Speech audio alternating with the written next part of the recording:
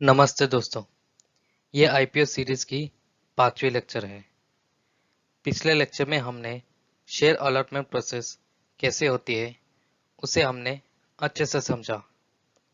मेरी एक रिक्वेस्ट है, इस लेक्चर को आप स्किप कीजिए और आईपीओ शेयर अलॉटमेंट का लेक्चर फिर से देखिए, तभी आपको आज का टॉपिक और भी इंटरेस्टिंग लगेगा। लिंक डिस्क्रिप्शन और ऊपर आई बटन में मिल जाएगी।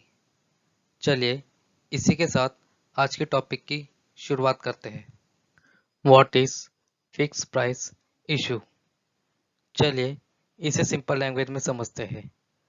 मान लो आप किसी कपड़े की दुकान में गए, वहां जनरली कई जगह पे प्राइस टैग्स लगाए जाते हैं, यानी कि फिक्स रेट, नो बार्गेनिंग। मतलब आप कोई भी चीज की शॉपिंग करो, आपको दुकान के दिए हुए रेट से ही खरीदना होगा। Same logic fix price issue में भी लागू होता है। कंपनी शेयर की प्राइस पहले से ही फिक्स करते हैं और उस प्राइस को ऑफर डॉक्यूमेंट या प्रोस्पेक्टस में मेंशन किया जाता है। चलिए आगे बुक बिल्ड इशू का मतलब क्या है उसे हम अच्छे से समझेंगे। What is book build issue. Book का मतलब क्या है? बुक एक ऐसी चीज है जहां पे शेयर्स की बिड प्राइस, मतलब इन्वेस्टर्स दाव लगाते हैं कि कंपनी की शेयर प्राइस कितने में खरीदा जा सकता है। उन सारे बिड प्राइस की इंफॉर्मेशन एक बुक में रिकॉर्ड या कैप्चर किया जाता है और ये सब प्रोसेस ऑनलाइन होती है। बिल्ड का मतलब क्या है? बिल्ड का मतलब जो बिड प्राइस की इंफॉर्मेशन रिकॉर्ड या कैप्चर किया जाता है उसे कंपनी और बुक रनिंग लीड मैनेजर, जिन्हें बुक रनर भी कहा जाता है, दोनों मिलकर इश्यू प्राइस डिसाइड करते हैं, जिसे कट ऑफ प्राइस भी कहा जाता है। अब ये कट ऑफ प्राइस कहाँ से आता है? बुक बिल्डिंग इशू में कंपनी हमेशा एक प्राइस रेंज या प्राइस बैंड फिक्स करती है, जिसे आरएसपी में मेंशन किया जाता है। उसी प्राइस रेंज में से कट ऑफ प्राइस डिसाइड किया जाता है। आगे हम फिक्स प्राइस और बुक बिल्ड इशू में प्राइसिंग में अंतर कैसे होती है उसे हम अच्छे से समझेंगे। Fix price issue versus book build issue. चलिए इन दोनों टर्म्स को एक एग्जांपल से समझते हैं।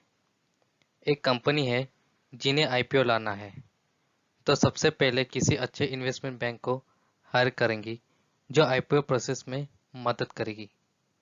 उसके बाद इन्वेस्टमेंट बैंक कंपनी के फाइनेंशियल स्टेटमेंट इवेल्युएट करती है और कंपनी की सही शेयर प्राइस तय करने में मदद करती है। जब कंपनी अपनी टोटल शेयर्स और पर शेयर प्राइस प्रोस्पेक्टस में मेंशन करती है, तब उसे फिक्स प्राइस इशू कहते हैं और इन्वेस्टर्स उसी शेयर प्राइस में शेयर खरीद सकते हैं। इन्वेस्टर्स को एग्जैक्ट शेयर की प्राइस शेयर एप्लीकेशन प्रोसेस के पहले ही पता होती है, क्योंकि शेयर की प्राइस प्रोस्पेक्टस में मेंशन किया जाता है। अब यह प्रोस्पेक्टस क्या होता है? आसान भाषा में कंपनी की पूरी कुंडली आपको इस डॉक्यूमेंट में मिल जाएगी। एक बात आपको याद रखना है, प्रोस्पेक्टस या offer document fix price issue से पहले रजिस्ट्रार ऑफ कंपनीज से रजिस्टर और साथ में सेबी की अप्रूवल होनी चाहिए। फिक्स प्राइस इशू मेथड में कई सारे डिसएडवांटेजेस है, क्योंकि कंपनी की शेयर प्राइस इन्वेस्टर्स के एक्सपेक्टेशन के हिसाब से ज़्यादा भी हो सकता है या कम भी हो सकता है। दूसरी बात, इन्वेस्टर्स के पास कोई चॉइस नहीं होता, क्योंकि fix price issue take it या लीव इट डील होता है। इसीलिए आईपीओ में कंपनी ज़्यादातर बुक बिल्ड इशू ऑफर लाती है। चलिए आगे बुक बिल्ड इशू समझ लेते हैं। जैसे fix price issue static concept है, वैसे book build issue dynamic concept है। क्यों? क्योंकि book building issue price discovery mechanism है जहां मार्केट की डिमांड और सप्लाई के आधार पर प्राइस बैंड या प्राइस रेंज फिक्स किया जाता है। एक बात आपको याद रखना है कि प्राइस बैंड सभी गाइडलाइंस के अनुसार 20% से ज़्यादा नहीं होनी चाहिए। कंपनीज चाहे तो अपनी प्राइस बैंड रिवाइज भी कर सकती है। सेबी के अनुसार यदि प्राइस बैंड रिवाइज होता है तो सबसे पहले कंपनी अपने आरएसपी में रिवाइज प्राइस मेंशन करती है। कंपनीज स्टॉक एक्सचेंज को भी इन्फॉर्म करती है, मीडिया में प्रेस रिलीज करती है और ट्रेडिंग टर्मिनल्स पे भी इंफॉर्मेशन अपडेट करती है। आप लोगों को पता होगा कि बिडिंग पीरियड यूजुअली 3 से 7 वर्किंग डेज होती है। जब प्राइस बैंड रिवाइज होता है तब बिडिंग पीरियड 3 दिनों के लिए आगे एक्सटेंड किया जाता है। मतलब अगर प्राइस बैंड रिवाइज होता है तो बिडिंग पीरियड 3 से 10 दिन हो जाता है। कहानी अभी पूरी नहीं हुई, चलिए आगे बढ़ते हैं। Company cut off price book runner lead manager से कंसल्ट करके फिक्स करती है। मान लो प्राइस बैंड 80 से 86 रुपीज़ है और कंपनी ने कट ऑफ प्राइस 84 रुपीज़ रखा है। 84 से लेकर 86 तक जितने भी इन्वेस्टर्स ने बिड्स लगाए हैं उन्हीं इन्वेस्टर को शेयर्स अलॉट होगी।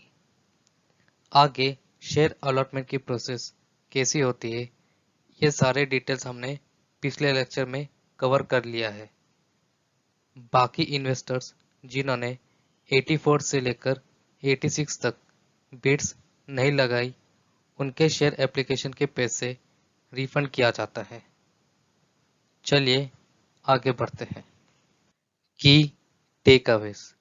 चलिए जल्दी से एक बार की टेक अवेज देख लेते हैं ताकि आपके सारे कंसेप्ट्स क्लियर हो जाएगी।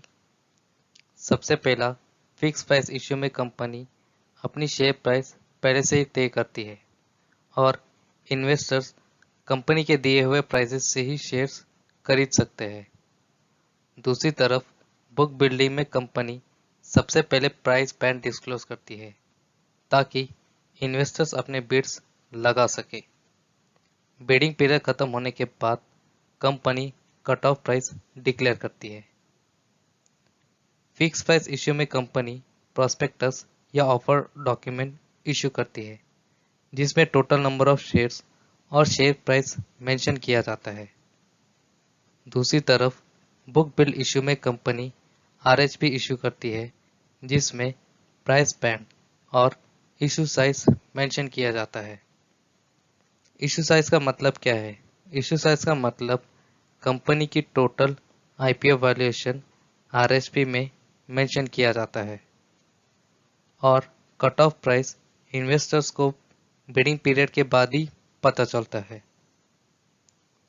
फिक्स प्राइस इश्यू में अगर मिनिमम सब्सक्रिप्शन 90% से ज़्यादा है तभी इन्वेस्टर्स को पता चलता है कि शेयर प्राइस की डिमांड कितनी है। जितने ज़्यादा एप्लीकेशन उतनी ज़्यादा डिमांड। अगर सब्सक्रिप्शन 90% से कम है तो आईपीओ फेल हो जाएगी। दूसरी तरफ बुक बिल्ड इश्यू में खास बात यह है कि इन्वेस्टर्स को शेयर्स की डिमांड बिडिंग पीरियड में हर रोज पता लगा सकते हैं। इन्वेस्टर्स अपने बिड्स मार्केट डिमांड के हिसाब से चेंज भी कर सकते हैं। चलिए आगे बढ़ते हैं। अगर फेयर प्राइस की बात करें तो फिक्स प्राइस इश्यू में फेयर प्राइस के चांसेस कम होती है क्योंकि कंपनी अपनी ग्रोथ और फंडामेंटल्स के हिसाब से फेयर प्राइस फिक्स करती है और कई भी कारण हो सकते हैं, इसीलिए फिक्स प्राइस इश्यू पॉपुलर नहीं है। दूसरी तरफ बुक बिल्ड इश्यू में सेबी कंपनीज को एनकरेज करती है कि book build issue method IPO में लाए क्योंकि इन्वेस्टर को share market demand and supply के आधार पर शेयर्स की फेयर प्राइस मिल जाती है। चलिए आज के लिए बस इतना ही। And finally Thanks for watching.